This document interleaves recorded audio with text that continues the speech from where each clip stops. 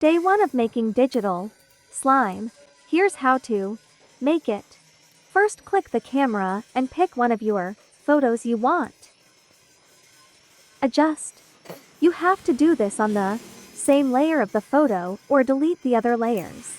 Get the color palette of your photo. Put it all over the photo. Just don't cover the other colors cause you need them later.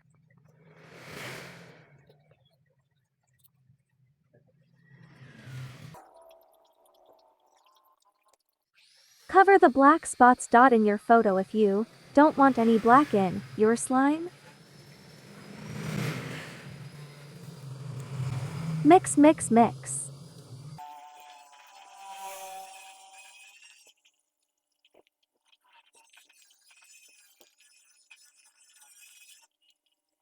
And you're done making digital slime. Bye bye.